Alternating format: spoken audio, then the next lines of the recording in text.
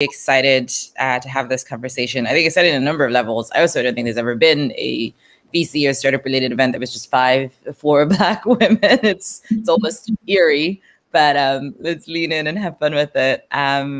Think let's kick off with introductions. I think the ladies of the hour, you guys should kick it off. Ray and Joycelyn, quick hellos and who you are, and then Nicole, and we'll kick off. Sure. So hey, I'm Rachael and Corson. I'm one of the co-founders, along with Joycelyn, of Afrocenchix, and we are a D2C brand, and we formulate, manufacture, and sell natural hair care products for afro and curly hair. All of our products are safe and effective, and we've just closed a $1.2 million seed round. So that's us. I'm sure there's things I missed out. Joycelyn? Yeah, hi, I'm Joycelyn. I'm the other half of Afrocenchix. Yeah, we're excited about the future. We're excited about what we're going to achieve with the funds that we've raised. We're looking forward to revolutionizing Afro hair. Yeah, that's about it. Hype. Nicole, what about you? I'm Nicole Crentsil. I'm the CEO of Black Girl Fest. I'm also an angel investor alongside the Ada Ventures Angel Program. I do many things, but I'm mostly excited and empowered by supporting Black women across the arts, creative, tech, and business space. So that's me. I love it. Okay, so this is simultaneously like a really big moment, a really like great sort of opportunity for celebration, but there's also some sobering news that comes alongside. I think alongside the announcement, there was a great write-up, courtesy of Sifted, about your experience raising to date. So do you want to talk us through that a little bit in terms of highlights, lowlights, and key learnings?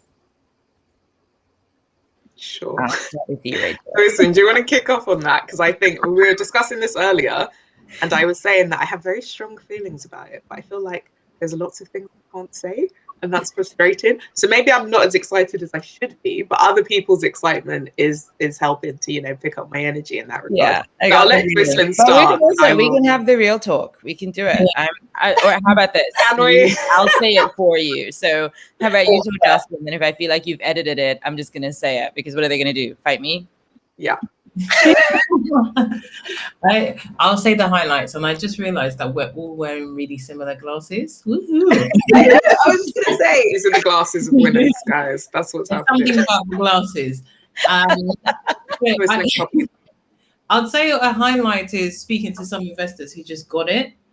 It was nice. Even I would say, Daisy, you're one of them. Nicole, you're one of them. You guys just get it. We didn't need to, go back and forth and have 5 meetings to explain the market, to explain the problem.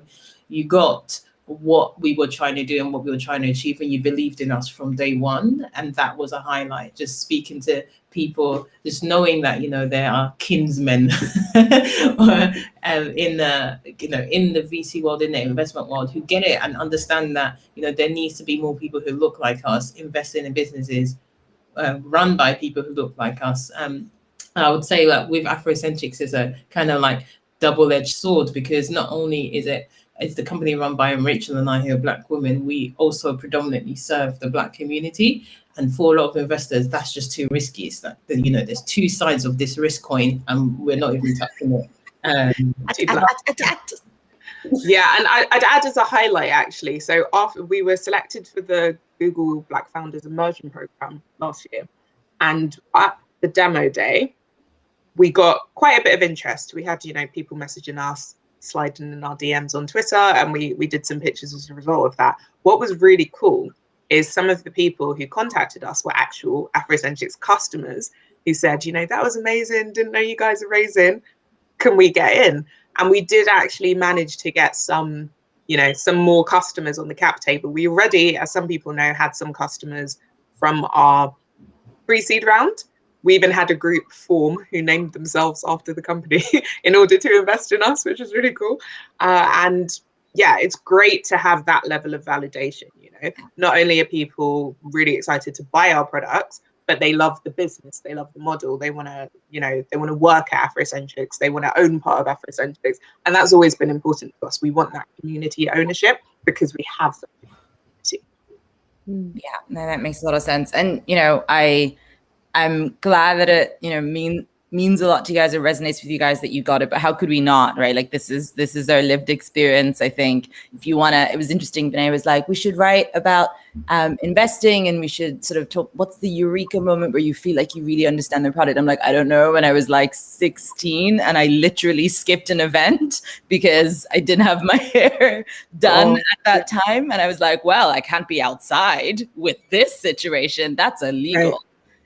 Or any of the other times that have behaved, and now in hindsight, like borderline irrational ways, just because I felt like I was living in a world of missing. But it's not borderline irrational, because I don't think anyone would happily, confidently enter a space, a professional setting or even a social setting, feeling like how they look is unacceptable. Yeah. I think it would be the same anywhere. And I think that if the entire beauty industry was focused on afro hair, and you couldn't get, for instance, a shampoo that, stripped your hair of grease and cleansed it, and you had like grease just dripping down your face and your hair was super oily and you felt a bit gross, you probably wouldn't want to, go into big meetings or go out on a date. You'd probably make excuses or cover up and hide your hair, or just think, forget it, I'm getting a curly perm, so that you can adapt to the products. Because if the beauty industry doesn't adapt to all of the customers, all of the consumers, the whole market, one of two things happens. Either people feel like they have to adapt, which happened for years. That's why Relaxer was, the bestseller. People were chemically straightening their hair, wearing lots of wigs, weaves in order to fit in, because they thought they had to conform themselves to these Eurocentric beauty ideals, to the beauty standards. Or you get, I think the shift we're seeing now, you see more people who say, do you know what? I don't look like that poster, so I'm going to make stuff for people who look like me. And the truth is, no one looks like the posters, right? And when you look after the group that is furthest removed from, this impossible standard that we've set in terms of beauty, what you do is you actually make things better for everyone, right? Because it's not as though your average white woman even fits in with this Eurocentric beauty ideal. Most of it is targeted towards straight blonde hair, but even within the British population, curly hair is more common. And, brunettes are more common. Most people who have straight blonde hair have straightened and dyed their hair, right? And it's a beautiful hair type, but it's not the only one. We're seeing that across beauty, even with foundations. So Fenty Beauty have, made a big splash and made a big fuss over making sure everyone is catered to. And that is super helpful. So when I was a brand ambassador for Revlon back in my, and I used to sell foundation, it wasn't just Black women who were struggling with foundation. Indian women were too. So were white women, especially very pale white women, who felt like, okay, I either have to look orange or go without the foundation, but I actually do want some coverage. So we're seeing the same kind of shift, that when you look at, okay, who's most ignored, and you take care of their needs, you just make the market and the industry better for everyone. So we're really excited to be a part of that. Yeah. Nicole, what about you? When did you get involved? When did you jump on this train, and sort of your earliest experiences? Well, I didn't want to, like, I know you guys can't talk too much about your kind of like fun, like your raising journey, but I didn't want to steer too far away from how amazing it is of what you've just done in terms of the representation that you're creating for the next gen, but also the fact that we don't have that many founders, Black women founders, raised beauty at seed stage and have kind of hit the $1 million mark. I think is huge, because again, when you look at the landscape for founders in general, when you think about those who are kind of just starting from scratch, very simply, like Joycelyn and Rachael did, like from university, and being like, let's create the products that we've never seen before that actually help us. You don't think that it will get to this stage, but they've done that. And I think that's really important. And I think something that people don't talk about too often is the experiences, the barriers for Black women founders. Too often do we see that, for women, it's kind of like this glass ceiling, but for Black women, it's a concrete ceiling. It's impenetrable. It's hard to break. It's harder to see what's above you because of the barriers that we're currently faced. And I think just even reading through the Sifted article, but also knowing and working quite closely with the two of them, how hard of a journey it's been, it's such a huge achievement. And I don't want to step away from that, even though obviously you've got all the excitement and stuff. Like, really taking a moment to be like, we actually did that is so important. And I think I'll definitely be celebrating that, and it's coming home and all this stuff, like, for a while. It's a big Yeah. For me, I think it was, again, one of those ones where it was like a no-brainer. And I think, you know, when you think about the kind of hoops that founders are sometimes made to jump, definitely for you, I assume, Daisy, it was like a no-brainer with jumping on board as an investor. I felt like I fell into a really lucky position because I know that you guys were already on your journey of raising, and having joined the Ada Ventures program, it seemed like a really great way for me to continue to support the work that you guys have already been doing. Obviously, having Afrocenchix in Black Girl Festival a couple of years ago, I can't remember which year. It's all kind of merging now because 2019. Yeah, 2019. It felt very like full circle to be able to be in the position to kind of support their business from the perspective as an angel investor, but also something that I was talking about recently with kind of the rest of the Ada Venture program members is the fact that the interesting part about being an angel investor is that you're of service, and I think that's where, reading the article, you see that there's a huge power imbalance between investor and founders, because founders are like running around trying to get the attention of all these different investors, but I really think it should be the other way around. I feel very in service to support their businesses and all the businesses that I'm kind of invested in, either through the communities and networks and access that I've built, but because I know that and I want to see them win. So it's like, it's a no-brainer for me to kind of continue to do that from the perspective of working as an angel. And I think that's the most exciting part about being on this journey. It's about working alongside and being able to see that growth, but doing it so closely with people who I really admire. And I think it was from that moment I was just like, well duh, like, yes, of course. Of course. It didn't take loads of persuasion. I would be surprised if it ever did. But I think that's the challenge that loads of founders, for those who are kind of either raising themselves or thinking about it, don't necessarily understand or know. And I think the article explains their experience to a T about how difficult it is for Black founders, but more specifically Black women founders. Yeah, it seemed to me that the story, you know, and it's unfortunately always the same in terms of the lack of reception, I guess, from VCs is like a twofold one. One, I think a fundamental misunderstanding or, you know, ignorance about the market opportunity, because the problem is not a problem for them or one that they've come across. And so the idea of it being, one, this vast in terms of the people who have it, and two, this deep is a really difficult one. And so I think this is such a wonderful example of something that's been like oft repeated by like YSYS, Diversity VC, by founders across the board, and like expose yourself to problems that you don't automatically recognize a problem. Somebody's building a company, that problem exists. It might not be as big as they think it is, it might not be nature, that's the best solution, but if somebody is building it, it means it exists. And so it is worth you going out of your way, not even really out of your way, marginally just to the left, to go dig up in terms of questioning, answering, etc. But I think the other part that is, and this is what I'd love to ask you about, the other part that I think is often misunderstood apart from the market piece is really not understanding like what we mean by structural buyers, really not understanding what we mean by being undercapitalized and the difference that makes in terms of what you can achieve and how you can achieve it.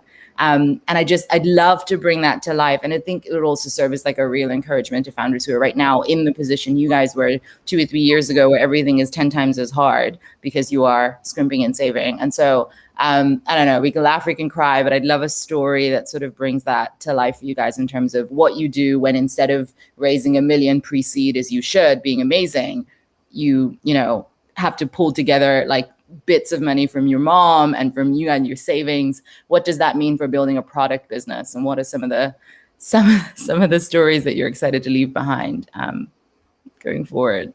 I might have put you on the spot. I don't know if you guys can think of one. I feel like I can think of one.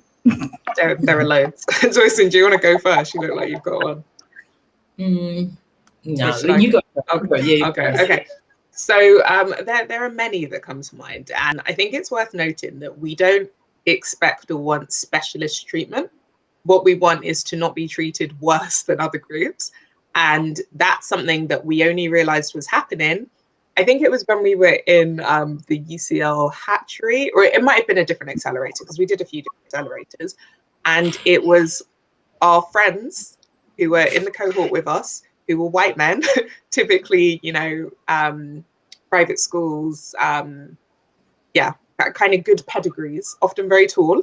And they would say things to us that made us think, oh, what's going on? Because we were used to winning loads of awards. If we were in the office, we could show you our like cabinet of awards. We've got so many of them. They've become props. And we really like appreciate all the love and support. And it's a real privilege to be honored in that way. But what would happen is sometimes these white male founders would say to us, oh, you won the award, but we got funding. But not in a like rub it in way, but in a like, you've done so much, what's going on here? Like, this isn't fair. And they would notice it, right? It would be like our white friends who would point out things were different. And it's because they notice that things go in a different way for them, right? Whereas for us, that was a whole experience. That was all we knew. So we thought this is just how it is, right? Everyone talks about how hard it is to raise capital, but we didn't realize that for some people, hard means I have to speak to 10 people to get one meeting. Whereas for us, it might be, I have to speak to 100 people and prove that, you know, we've got love from the press. We've got love from not just even a small customer base of 100, but we've got like 1,000. And it was frequently like that. So we would stand up and do a pitch and it's like, you know, this is a few years ago, 1,000 customers have given us 5-star reviews. And someone else would be like, oh, from our initial surveys of 50 people, 85% have said that they would really like to use this product. And yet they would end up getting money and we would end up getting like a certificate or a trophy or a round of applause. Like, you guys have done so well. It was frequently the case. Even in this round, we saw a lot of goalpost shifting. So there's some funds who we met with, got quite far down the process, and then they would suddenly pull out these metrics that they'd say, oh, you know, you're a bit too early. You're currently doing, say, I think at that point we were doing about 50,000 pounds monthly recurring revenue. And we were told, you know, you really need to be doing about 100. But when we spoke to them at pre-seed, they said that when we're doing about 20,000, we should speak to them. And now 50,000 is enough. And we've also looked at their portfolio and we know people they've invested in who don't have monthly recurring revenue or who are just, you know, doing a little bit. And it's all well and good for funds to be in different places. But when you've got kind of your band, when you're like, okay, we are a seed fund or a pre-seed fund and we want people to be doing around this amount, if for us it's way ahead of that, but for people who look like those running the funds, it's way before that, there's something going on there, right? Yeah. It's the judgment on potential versus judgment on like, I want it reality. done. Yeah. So we can't have potential. Why can't we have potential? Right? Like, I think what we've done shows we have a lot of potential. I'm excited too. Okay, fast forward into the future. One of the things that I think is hugely exciting when you get like really charismatic founders who are, you know, bent on wonderful organizational design, bringing people along, etc., is, you know, the inevitable mafia that it spawns. And you know, what are you guys thinking? What is the sort of mark that you are not even hoping, expecting that you'll leave in terms of the ecosystem? What are things looking like 3 to 5 years down the line? First of all, in terms of broader impact, and then we'll come back and talk about the company itself, because I'm excited to hear about some of those African plans. But what are you guys thinking in terms of founder impact, and what are you hoping to see? So we can play this back in 5 years and we can see if you need it. Founder impact. So yeah, we definitely want to go to West Africa. I think a lot of people are scared to touch that market because, you know, you heard stories that Africa's corrupt and you can't trust anyone. And how do they even have money? And all of that is not true. You know, there's corruption. Well, there's corruption everywhere. It's not a next level of corruption there than it is here. It's just, you know, hidden. Don't hide it. Hidden under middle class speech here, upper middle class speech here. So we definitely want to tap into the West African market. We are of West African heritage. I'm Nigerian, Rachel's Ghanaian, but we're British and we're not naive to the fact that it is a very different culture and we don't have much experience there, but we're building networks now. In terms of founder impact, we're very big on corporate social responsibility, and not because it's a nice to have for big businesses to show that they care about humans. We genuinely care about people and we genuinely want to make the world the best place. And so we already, with the, you know, the tiny amount of time we have, when we see people who we can see ourselves in, we do want to help them. So we'll give people 30 minutes of our time here and there to help them with their business ideas. We want to create a network and a community where founders are helping other founders, not to the detriment of our business. We're not a charity, but we do think it's important, because if we had me and Rachel now, if we had an equivalent of Rachel and I now when we were, I don't know, building the business 6-7 years ago, it would have been super helpful. But there was nobody who was doing anything like what we were doing. We were getting advice from mentors who haven't even run businesses, but they were business mentors. So it's a great tool.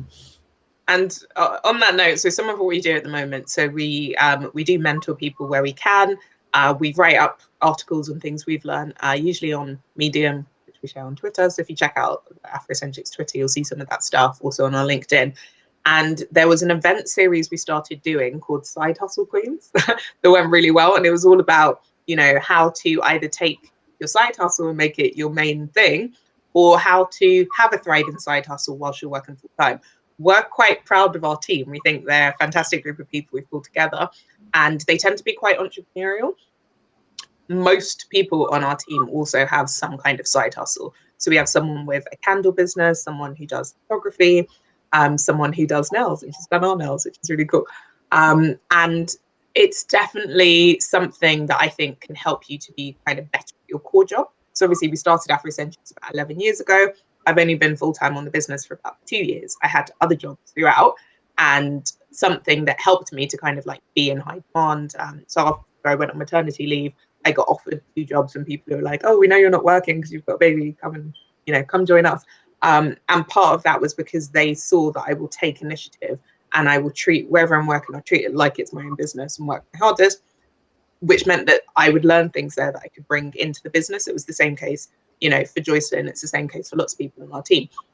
So we're very, very keen to help other people. Part of that is through things like blog posts, podcasts, which we do a lot of, things like this, allowing people to ask us questions. We have lots of open Q&As. And also, I'm going to quickly plug, I know Nicole's in this book as well. So Elizabeth just published this fantastic new book, Side Hustle in Progress. There's a chapter on Afrocenchix in here, just like there's a chapter on Black Girl Fest, which Nicole was interviewed for. Things like that, sharing our story is so powerful. As Joycelyn said, we needed stories like ours 5, 6, 10 years ago. We didn't have them. So now we are, being the change we want to see. What's next then for Afrocenchix more specifically? What are you putting these funds towards? What are you excited about in terms of upcoming milestones? Hiring. Yeah, we're putting the money behind getting more people in the company. We have a great team. Our team work incredibly hard. They're amazing women and men who just care about the vision and get it and are running with it. And we want more people like that to join us. So if you are interested and you're watching this, head to our website. We've got a careers page. There are some live roles there. But yeah, hiring and marketing, getting the products out there, more brand awareness. We've only hit a tiny fraction of the market in Europe, and there's a lot more people who could do with better hair products. Yeah, so those 3 key areas for us are definitely hiring, marketing, but also new product releases. So styling products and conditioning products are the biggest category in our industry, and we don't have any styling products, but we do have some in development. So those will be coming out soon. In terms of marketing, keep an eye out. Our first TV campaign is going live later this month, and we've got a really big sampling campaign that is also starting towards the end of this month. So very, very exciting times at Afrocenchix HQ. That is so exciting. One of the things, and I think you should speak to this as well, Nicole, that's really exciting and I guess maybe very trendy, topical about the company that you're building, is that it is in a huge way community-led, community-driven. This is the buzzword of our time. And so judging by my LinkedIn and all the people who are trying to be like, what's community? Can you build one for me? There's an awful lot of confusion and like, what does that really mean? So what does it mean to be powered by community? What are some of the ways in which you guys have invested in that? Why do you believe in it? What are the plans on that front? And I would love to hear from you as well, Nicole, and Black Girl Fest, because you live and breathe this too. Yeah, I want to hear from Nicole first. I can talk first. This will probably like cross paths with what you guys would say as well. But for us to be community driven and interested is to quite literally constantly have ears and eyes open into the conversations, trends, topics, and everything that is happening on the ground for our community. For Black Girl Fest, for the last couple of years, what we've been programming, everything has been completely insights driven. It's constantly listening and actively listening to what our community is saying. And it's how we devise such engaging programming. People always say, like, how did you know that we wanted to hear conversations like that? It's because we're always listening to you. And that's really great. And that allows us to always stay ahead of the curve when it comes to the events that we're producing, the opportunities we're devising, and kind of the different partnerships that we've been working on. And that's what we're doing to take things a step further in terms of supporting small businesses. You know, we've been able to create a space where people could trade in our kind of physical marketplace. But the question for us was, you know, what happens when you can't bring the community together in physical spaces? How can you continue to support them to achieve the things they want to achieve? And one of those communities specifically were our kind of entrepreneurial small business owners, founders. So obviously for us, the challenge was, how do we continue to support those businesses if we can't bring them into spaces where they can kind of sell and promote and engage with their consumers from our kind of main festival? And that's kind of why we birthed the Founders Club and are continuing to grow the opportunities that we want to kind of deliver for founders, which kind of worked quite hand in hand with myself becoming an angel investor and having brilliant businesses like Afrocenchix on my portfolio, because it allows me to really understand deeply the needs of the kind of founder community that we want to like really invest in and really kind of support. So for me, community is partly being driven, but also driving the conversations that we want to see and the communities that we want to support, but also the opportunities we want to see continue to be developed. For many people, it's quite hard to do that because either they're not actually entrenched or engaged with the community, or they're trying to do something that's completely new. But for us, I always say, like, because we are so we're so driven by our community's needs, because we are Black women, our team is made up of Black women who understand and are able to kind of acutely be engaged with conversations that currently exist. And that makes it easy for us. Yes, it does. And it means that we have access to like networks like Afrocenchix, networks like really brilliant brands who are doing really, really cool stuff, and that we can kind of plow and bring all together. Like I was just going to say, like, aside from all the brilliant articles and books, like the team at Afrocenchix are always trying to get in events and always speaking and always trying to be visibly present, which I think is another really important part in showing yourselves up and being like, these are the two founders behind this brand. So for us, it's like constantly giving opportunities for them to be at our events and to be visible and their brands be visible is really important for us to really kind of show our community what they can be. So that's how we do it. And that's why I'm obviously really excited to be a part of this journey with Afrocenchix, because it's something that I'm obsessed with, and I know that they're obsessed with it as well. So alignment. We are. Yeah, before we were a business, we were a blog and a community.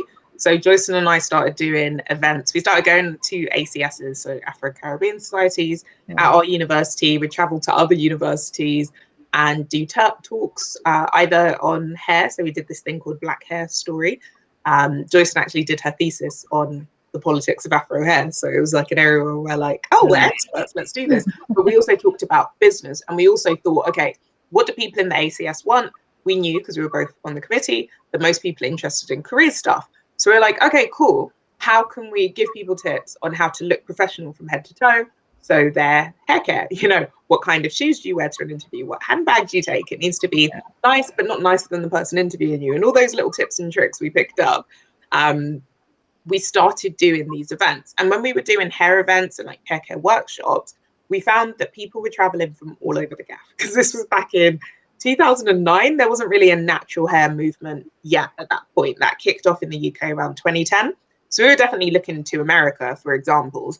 And Joycelyn would say, oh, you know, there's this thing happening. I saw this on YouTube. So we would say, okay, let's do events. We tried really hard to team up with other people who are doing similar things. And we did have a few collaborations, a lot of them kind of, you know, whittled out as people found this is really hard. Don't know if I have the energy for it.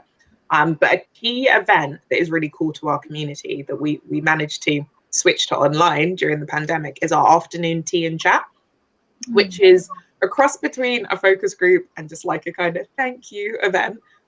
So we started taking our kind of VIP customers who, you know, will shop every month and buy all their birthday presents and Christmas presents for everyone, like Afrocenchix products, and they just really want to support us. We started taking them out for tea and just having conversations with them about what they want to see in our messaging and our product availability. And some of the stuff we found was horrifying. So at one point, we found that our bottles were leaking, and we knew that some of our bottles were leaking, but we thought it was maybe 1 in 100. It turned out it was more like 1 in 10. It was really, really bad. And what was happening is it took us a while to realize this, because we would test and sometimes we got lucky and a lot of what we test would be fine. But people were still buying the products, right? And every now and then someone would complain that it leaked. But what was happening is people were buying the products, buying different packaging and decanting it themselves because they liked the products that much. And we were outraged at that. We were like, we have to fix this. So we did fix that. We also found that we thought, Joycelyn always calls me the eco warrior. But me and Joycelyn care a lot about the planet. We care a lot about people. We want to be, you know, ethically minded in everything we do. And we really care about sustainability. But we kind of thought it was just us. And these weren't things that people cared that much about. We thought people want to hear how well the products work, and that's it. And it was through these afternoon teas with our customers that we learned they want to know that we use fair trade and organic ingredients. They want to know we use the top possible quality raw materials. They want to know we're working with a fair trade cooperative in Ghana and making sure that the farmers and the community are paid. They care about these things. They care that our packing peanuts are not polystyrene, they're actually potato starch, and you can like put them in your compost or melt them in water. These are things that they actually want to know about. So that helped to change our messaging. And the final thing, I'm a big fat introvert. Joycelyn is incredibly private, and you know, she's just not one for the limelight generally. And we tried to hide in the back, but we found out from our community that they want to see us. So it's what you said, Nicole, about wanting to know who is behind the brand. And it makes sense. We know that. I prefer buying from brands where I know who the face is. And if the About Us page is just a block of text and there's no faces, puts me off a bit. I feel like, is this someone hiding? Is it some dodgy corporation pretending to be a small business? But also people want to know that you care about them, and people connect to people. So a third kind of big learning for us from those customer teas and chats was that we need to be front and center. Our team need to be front and center. People need to see that this is very much for us, by us, and we understand their struggles because we share a lot of them. So learning those things was great. What was really interesting is when we moved it online, what happened? So we'd actually sold tickets for one in 2020.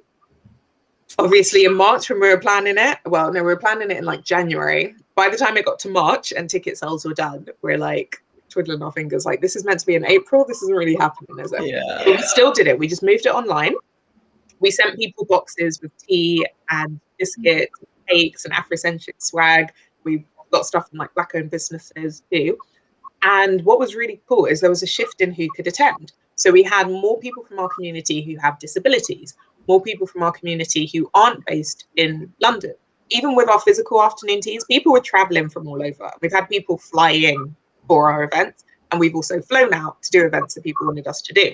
But this was different in that people just found it easier to join. So we've learned the importance of having a combination of in-person events are definitely important, but online events make a huge difference. Things like our webinars, we've had thousands of women attend our webinars over the last few months, and that's something we'll definitely keep on doing online because it's what our community want. It's exactly like Nicole said, it's about listening, it's about seeing what works, what resonates with people, and giving people more of what they need. I love it. All right, let's finish up with some manifestations. Not that I necessarily got it, but I wanna. Well, mostly I just want to hear you guys talk big. I think that's one of the things that women, and I think Black women in particular, we just don't really do because we're like, I'll say what I know I can do, and I will say what I can like see right in front of me. And so often, I think that is then read as like less ambition, or they don't want to go all the way. I've talked to you guys enough to know that. In terms of raw ambition, it's almost frightening. So let's talk about some things that you're excited that you're going to do over the next decade. Like what happens? Like where are we when we look back on this and we're like, them's were some cute beginnings, but look where we are now. we do that a lot right now. It's so funny when we're like, remember, I was saying it the other day. Rachel and I worked full time, and she lived in a house with 4 other people, and I lived with my mum, and I would finish work at 5:30 and then take the bus and the tube because I couldn't afford to pay for Zone 1 travel. So I'd buy a Zone 2 to 4 travel card and take the bus out of Zone 1 to go to Rachel's house to make 6 bottles of Sheen, which is our hairspray. Literally just 6 bottles. And that would last us like a month.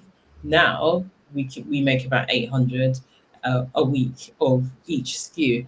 And we have 6 of those. So like it's even more than 800. So in the next 10 years, what I want to be looking at and laughing at is, remember when we used to do finance and HR and we used to do so much and we'd be stressed losing weight, and I'll be putting on weight, and we'll be like, how do we function? And we've had headaches all the time, and we couldn't raise investment because people would laugh us out of the room. I want those to be conversations. That actually happened. We left. Yeah, I want those to be conversations that we laugh at. Not even in 10 years, I would say in the next few years. We were just having a conversation before this, Rachel and I, saying that we're very high functioning people. So we just get things done, and we're used to not having the resources to get what we need done. And I don't want that to be the thing anymore. I want us to be able to actually have the resources and the privilege of being able to run a business with what we need, not let's just work with what we have. And I think that's a lot of minority founders. They work with what they have because they don't have what they need, because the resources are not accessible for people like us. Exactly. We constantly have to do more with less, because it's not even just enough to match what other people are doing with less resources.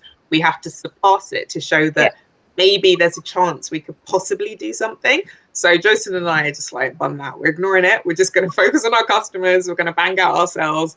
And Series A will have to come to us, because we're not doing what we did in the last round ever again. It was mad. I love it. Okay. Final words. Nicole, what do you want to sign off with? I just want to sign off with, again, a big congratulations to the team, because like I said, like the article obviously explains some of your experiences, but like you're hearing all today, like it has been one of a hell of a journey over the last 11 years to get to this point, and it's going to be an exciting journey going forward. So I just want to say a big congrats, like take that moment to really like absorb what you have done, and how you are changing the landscape for kind of the founder investor community and the ecosystem. I think that's really important as well. You are literally being what people can't see, and I think that's really something.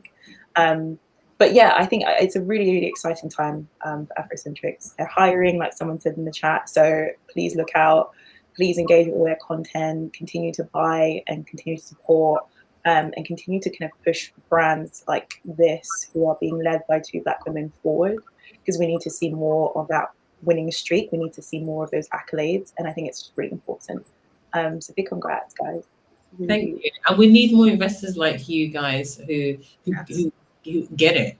Yeah, we need more investors as well. Yeah, we need more Black people and Black women investing and understanding the ecosystem. I think it's that knowledge gap of knowing how this world works, and being able to like access this information, but accessing the capital to deploy and to be able to do that work. Daisy, like you're like up there, one of those people who are just running always to like just trying to really push the mark, and to see more brilliant founders building brilliant businesses be able to do so with the freedom of the capital and the access to the networks. And I think that's so important. So yeah, more investors, more founders, more funds, everything. Yeah. I love it. It's so funny. Rachel sent me a statistic the other day that 75% of funding goes to people from white, middle class, privileged backgrounds. Shock horror. Well, we're not sure, but that's still the case, because it's the people who are not from those backgrounds that actually need the funding more. Yeah, definitely. Yeah. And it's typically men. I would say that our experience wasn't completely bad. So me and Joycelyn are super grateful to both of you guys, Daisy and Nicole. You guys were so supportive during this round. And that's not to say, for anyone watching, that they didn't grill us or they weren't like hard investors. So both Nicole and Daisy, they know business, right? They come hard with questions. It's not easy. There were weekends where I was like, okay, let me pull together this data. I hadn't thought of that aspect of it. And it was so helpful. So they gave us a tough time, but in a way that it was clear that they thought, okay, we want to see your best. Show us what you can do. It was like they were challenging us, but in a positive way. And we found that, you know, there were also white male investors who did that, who came with the approach of show us what you can do. Like, we want to back you, but you need to give us something. That's really important. The other thing that Nicole and Daisy did for anyone in the investment space watching who's wondering how to support founders is they would check in on us, right? So after they'd written their checks and they were in and we were still moving to close, they would just drop us messages, sometimes voice notes. And I'm cracking up because the 3 women on this call send me voice notes, and I don't like voice notes. I hate voice notes, but they'll warn me. They'll be like, I'm sending you a voice note. I'm going to keep it to under a minute. I'm going to keep it 2 minutes. And I'd be there just smiling, listening to their voice notes. And now that WhatsApp lets you speed them up, it's a game changer. But in any case, just getting those messages makes such a difference. When you're a founder, people don't really check how you're doing, right? Your job is to make sure your team are okay. And me and Joycelyn check in on them. We try and check in on each other, but maybe not as much as we need to. Joycelyn, and just having other people give you that support, even just knowing that someone cares about your well-being and recognizes that raising is really difficult, it makes a world of difference. And it's difficult for everyone, right? So we're not saying that like our white male friends who raised, it was just a walk in the park, but they have told us that it's definitely was a lot easier for them than it was for us. I love it. Okay. Thank you guys so much for this time. I just, honestly, I'm tired. I'm a bit sick today. And honestly, this is like chicken soup for the soul. I think it's one of it. No. It looks great. Loving the hair. This has filled me right up to the brim, because it really does feel like one of those inflection moments, one of those points where someone looks around and not like, oh, there's Sharmadine. That's who we've backed. That's who we've all backed in the last decade. And like, oh, now there's another one. And at some point we won't be like counting on fucking fingers the number that we be could able to be low profile as a Black woman who's raised investment. To be able to like, hey, mind your business, do your job, and go home. That's the dream. So I feel like we're on our way, and I'm very, very privileged to be on the journey with you guys. Thank you for taking the time. I can see from the comments that it's been really wonderful for people listening to you. And it's always very inspiring. And I will see you when I'm in London for a gin, a very tall glass of gin. I'll have a pina colada. Bye, ladies. Thanks. Bye, guys.